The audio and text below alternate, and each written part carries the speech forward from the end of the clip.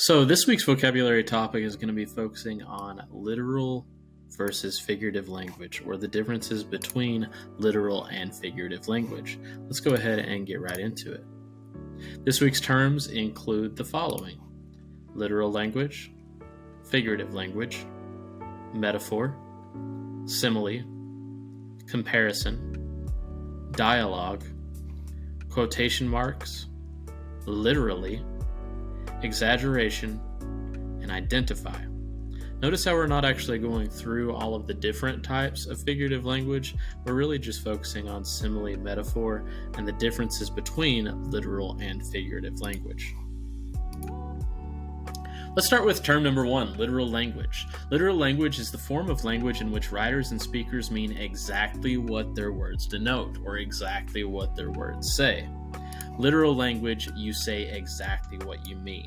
You make no comparison, and you do not exaggerate or understate the situation. You're being clear, to the point. Your words mean exactly what they say.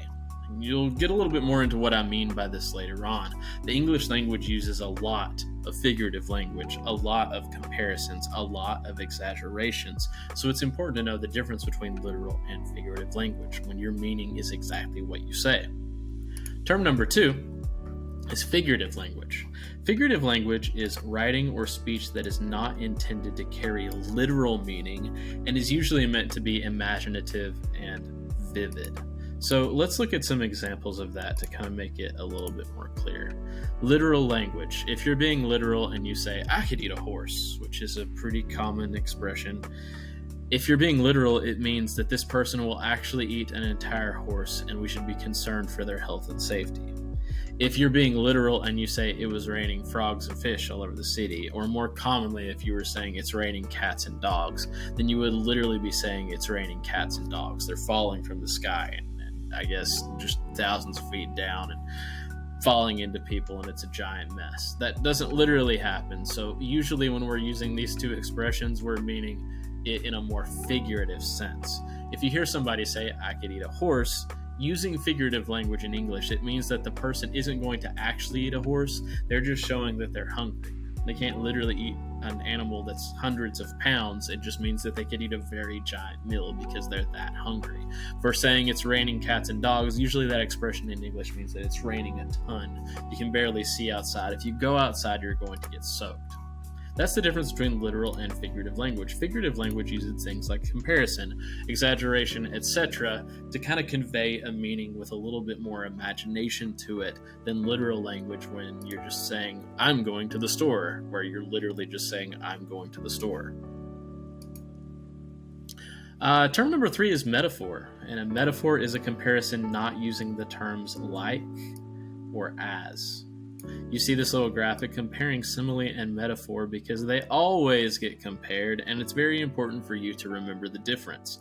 A metaphor compares two different things without using like or as in something is something else. So examples: Ali is a walking dictionary. It's comparing Ali to a dictionary because he knows so many words.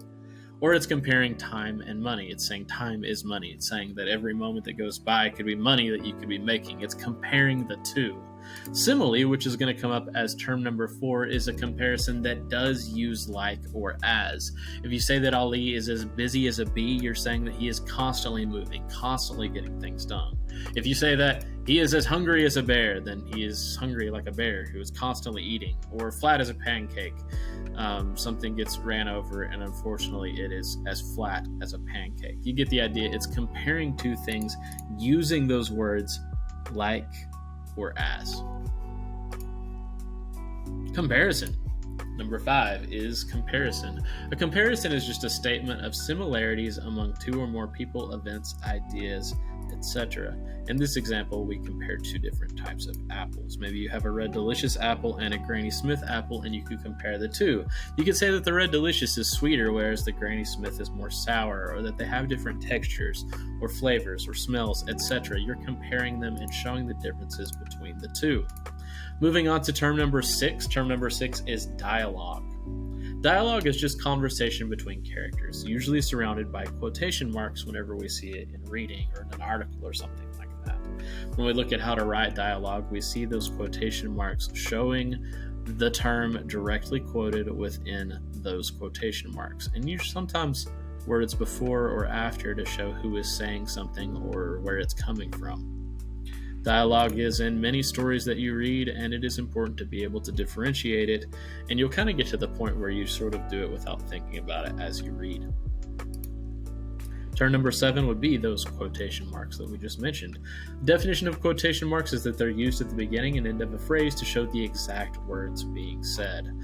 "This is a great book," exclaimed Ted. You see, "this is a great book" with quotation marks at the beginning and quotation marks at the end. Then you have this little tag that just says who said it. "Exclaimed Ted. Ted said it." Term number 8 is literally. Going back to when we were talking about literal language, to say something literally is just to state it in fact, to state something that is true or reality. When you say, "I literally ... it means you're describing something exactly as it happened. You are being literal. You're stating it. You're trying to get out fact rather than exaggeration. Number 9, the term is exaggeration. And the definition of exaggeration is to make an overstatement or to stretch the truth, usually to kind of get a point across. There are different ways to exaggerate. If you said, "I nearly died of embarrassment," you didn't literally almost die, like your heart did not almost stop, even though it may have actually kind of felt like it. You were just incredibly embarrassed. One of the most common ones you'll hear, at least in the United States, is people saying, "I'm starving," when what they really mean is just that they're really hungry. They're not like actually starving to death. They're just incredibly, hungry or something. When you say, "I'm sick to death of," I don't know, something that you're having to do in class, you're not like literally sick. You're not on your deathbed because you're so angry about something or you're so tired of doing it. It just means you're fed up with it. Exaggeration is extremely common in the English language, and it's extremely important for you to be able to tell when exaggeration is being used so that you know what the person is saying. Exaggeration, or what we'll come to know as hyperbole later on, is used frequently in writing too. Term number 10 is identify, and identify is a term that will come up, and we've kind of mentioned in context a few times earlier. To identify is just to recognize or to point something out. It's to be able to pick out a word or a type of figurative language or a comparison or an exaggeration. It's just a skill. It can apply to a whole variety of topics and a vocabulary term that you need to know. Those are our 10 terms and definitions for this week. Please make sure you've got those written down, answer any questions that come up for you, and we'll see you next week for more vocabulary.